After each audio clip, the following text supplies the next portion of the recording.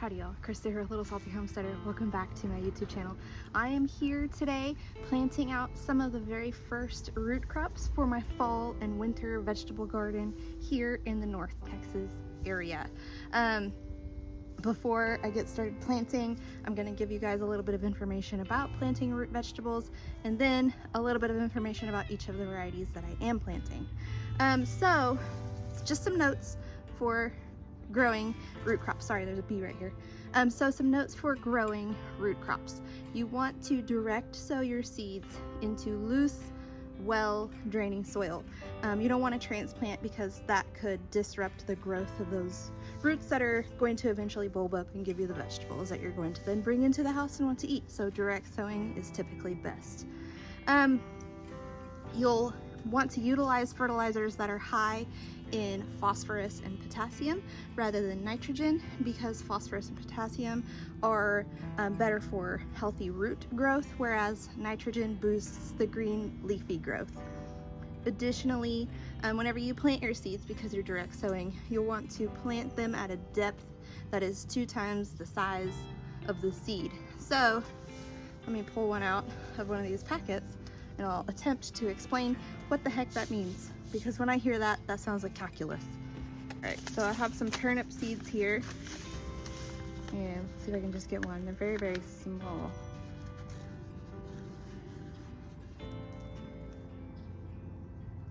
Okay, if you could even see that little teeny tiny thing there, that is the seed. So you would barely plant that. That's going to be like 1/8 of an inch wide, so maybe 1/4 of an inch deep on the seed depth for that. All right, the next thing to consider when growing root vegetables is to plant your smaller roots between larger, slower growing crops like broccoli and cauliflower to act as sort of a companion plant. So some of your smaller roots include things like radishes and some of the turnips that you're going to harvest kind of smaller than you do the fully mature size.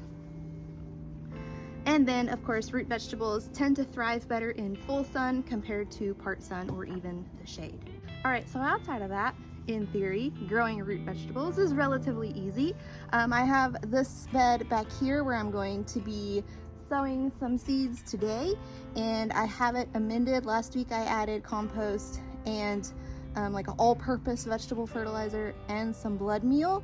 The blood meal is a high nitrogen fertilizer. Today I went back and I mixed in some bone meal, which is going to provide the phosphorus, and then some molasses, which as far as I'm aware doesn't have any nutritional value, but what it does do is it attracts the beneficial microorganisms up closer to the top of the soil, which is going to then deter fire ants from moving into that bed, and I don't want that. So let's hope that that works out.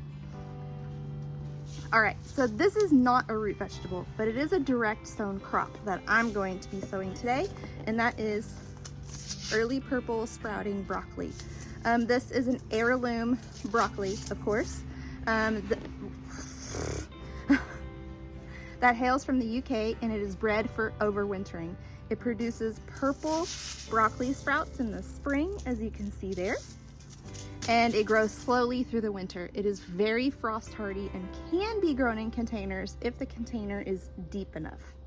It reaches maturity in 63 days if you're not overwintering. If you plan on overwintering it like I do, it's going to take much longer because crops typically grow slower during the winter months.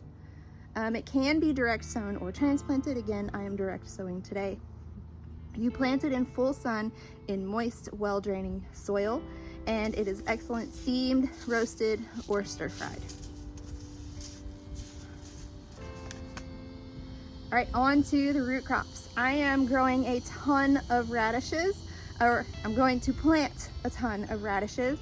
My hope is to be able to ferment and pickle some. However, if you prefer more fresh eating, radishes are excellent whenever they are roasted in place of potatoes. Like if you're trying to do keto or low carb or just kind of limit your potato intake, roasting radishes is a good substitute for that. So I have several different varieties that I'm going to get sown today.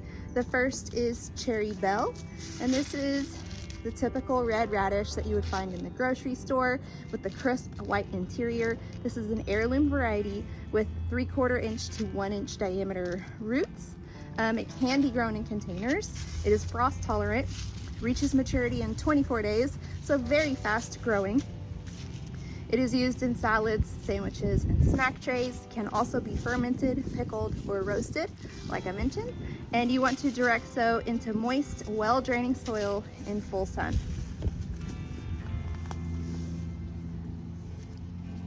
Sorry, this is Crimson Giant. I don't know where my Cherry Bell packet went. Okay. Get it together. Ha, okay. There is the Cherry Bell. My apologies. Crimson Giant. This is another heirloom variety. It is a larger red radish with a crisp white interior. It has a mild flavor that lends well in salads and sandwiches.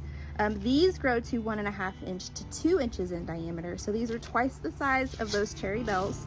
Reaches maturity in 28 days, and it is container friendly, and again, direct sow in full sun in moist, well-draining soil. The next one is a blend of different radishes, and this is going to be the Easter egg radish blend. So this is a mix of red, white, rose pink, purple, and bicolor radishes. You will eat these in salads, sandwiches, fermented, pickled, or roasted. The radishes reach about 1 inch in diameter. They reach maturity in around 30 days, grows well in containers, and again, direct sow in full sun in moist, well-draining soil. That's going to be the theme of today's video. Direct sow in moist, well-draining soil.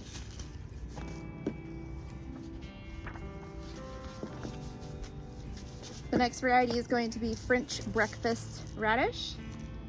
This is another heirloom variety. However, these radishes are kind of long in finger shape with red top and white bottoms there that you can see. It has a milder, more delicate flavor that is useful in salads and sandwiches. They reach maturity in 28 days. Also container friendly. You'll direct sow these in full sun in moist, well-draining soil. It doesn't say on this part of the packet how large the radishes get, but I think they're relatively short. They're like 1.5 to 2 inches long. These are also a frost tolerant variety, and if I didn't say it already, direct sow in full sun in moist, well-draining soil. The next one is a larger radish. This is a daikon radish called the Japanese Minowace, I think. This is an heirloom variety that is valued for its culinary versatility and crunch. It can also be used as sort of a cover crop to help break up the hard clay soil that we have here in North Texas. I did grow it in my flower bed last year, and it did work quite well for that. These can grow to 24 inches long and 3 inches wide, as you can see in the picture of this man in his overalls with the gigantic radish. So these I will have to space much farther apart than the rest of my radishes that I have here. They can be pickled, fermented, stir-fried, steamed, or eaten raw. And these will reach maturity in 40 to 50 days. So these are a little bit slower growing, probably because they get so giant. And again, direct sow in full sun in moist soil. I'm not gonna put well draining since you can use it as the cover crop for clay soils. But if you want them to reach that full gigundo size, well draining soil, loose, fluffy soil is gonna be your best bet. The next one is going to be the Japanese wasabi radish, and this has a similar heat and flavor to the wasabi root that is quite tricky to grow, especially here in our climate in North Texas. So this could be a good substitute for that if you like the way wasabi tastes, but growing it is a little bit particular for you. This is excellent in salads, sandwiches, stir fries, and I will be utilizing it in homemade ramen. This reaches maturity in 40 to 50 days. It has more heat whenever it is grown in summer. I don't necessarily want it to be so pungent that I can't utilize it, which is why I'm growing it in the fall. But it is also container friendly and direct sow in moist, well-draining, loose, fluffy soil. The next one is Masato Rose, and I don't have a picture of it. Well, that is kind of what it looks like right there. It has a green-white exterior with a scarlet flesh. It is also known as a watermelon radish. You grow it typically in the fall. It doesn't do as well in the spring. This is a fantastic ingredient for kimchi, coleslaw, or winter salads. The roots can reach 5 inches in diameter, so these are a bit larger than some of the other varieties that I'll be growing. So again, spacing is going to be key on these, and they reach maturity in about 60 days. Direct sow in full sun in moist, well-draining, loose and fluffy soil. And then the last radish that I'm going to be direct sowing today is going to be purple plum. So this has a white flesh with bright purple skin, as you can see here. The roots reach 1.5 inches in diameter, so still relatively small compared to some of the other ones we talked about. It is best suited for fresh eating, so sandwiches, salads, snack trays, stuff like that. Reaches maturity in 25 to 30 days, and direct sow in full sun in moist, well-draining, loose and fluffy soil. Moving on from radishes, also going to be direct sowing some rutabagas. I have 2 types, and the first one is Navone Yellow. This has deep golden colored roots, as you can see here. It is rich and sweet tasting.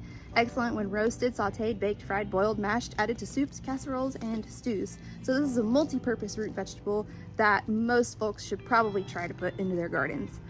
This is planted in the fall here in the south. If you're in a more northern climate, you can probably grow it in the spring and harvest it in early summer.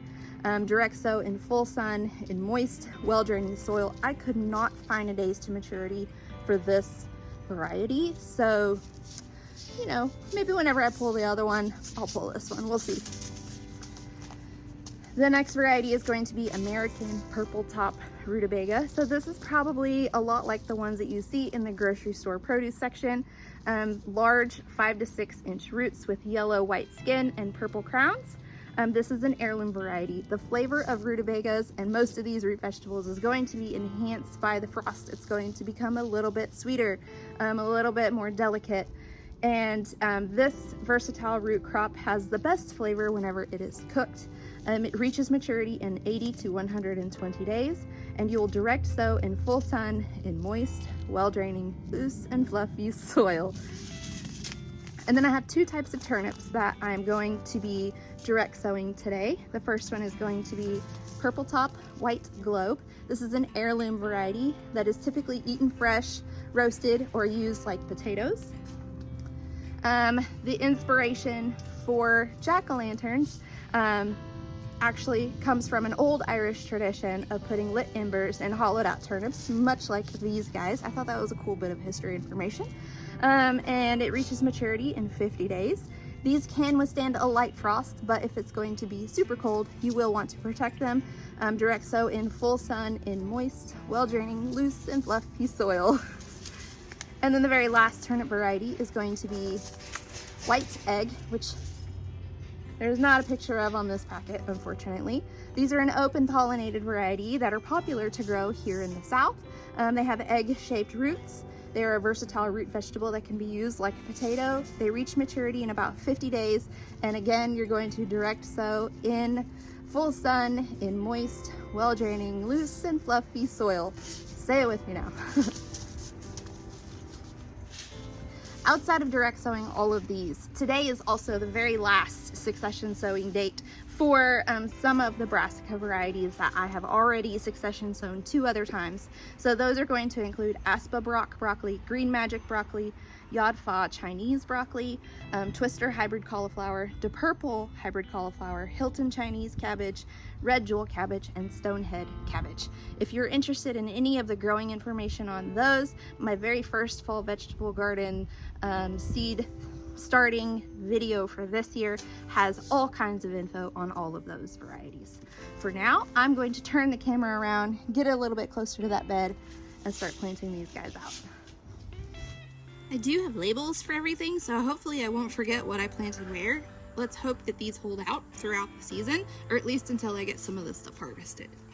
All right, before I get too much farther, I wanted to take a minute and sort of explain my thought process for where I'm planting these crops today. So I went over to my seedling station where I have been starting my fall vegetable garden seeds, and I counted the brassicas that I started on August the 6th, what has germinated and what is growing and what will develop into something that can be transplanted. And there are 14 different broccolis, cabbages, cauliflowers, etc. that will be planted into here. So I'm going to plant them along the back and then along the front. So all of these I'm going to plant down the middle, I think. We'll see if I run out of room and I need to just kind of stagger stuff. But that is the plan. So that will give room for 7 brassicas along the back and then 7 along the front. And then again, roots down the middle. And this early purple sprouting broccoli. So as you can see here, we also have some summer squash that I'm going to need to plant around. The good news is that radishes make a pretty good companion plant for the squash. So it's not going to like slow down the growth of anything to have them all kind of planted in here together. So what I am fighting against though is all of this oregano that has gone a little bit wild at both ends. So yes, Operation Squeeze the Roots In will now commence.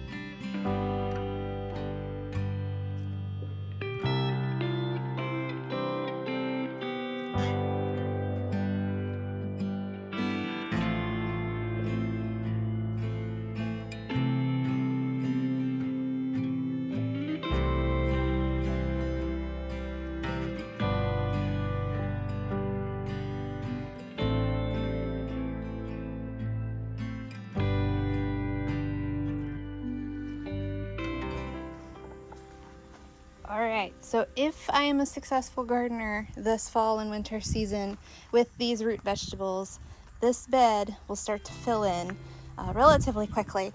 So one note about those fast maturing radishes, cherry bell, crimson giant, these three I believe are also pretty quick.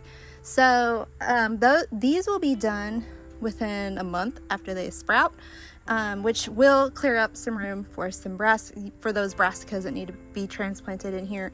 And once those come out, I can get another round in. It's not like this is the only round that I can do. So that's one good thing about having the fast growing crops like this.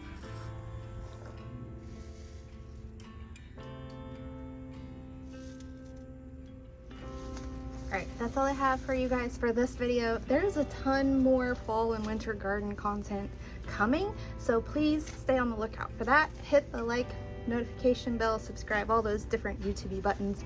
That way you can stay informed for all those upcoming videos for fall and winter gardening. Otherwise, until next time, go find a way to get those garden manicures. Bye!